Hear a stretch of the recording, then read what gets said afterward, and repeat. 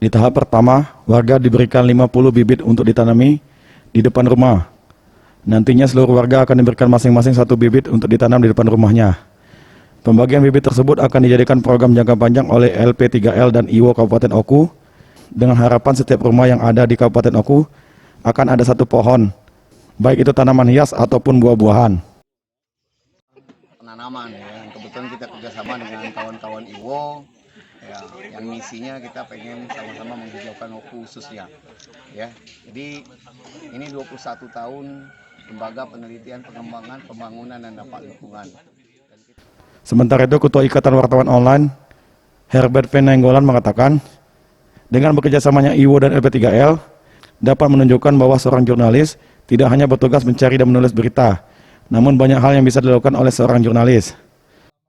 Bersama dengan LP3L Kabupaten Oku mengadakan penghijauan yang bertajuk Bersama Kita Hijaukan Oku.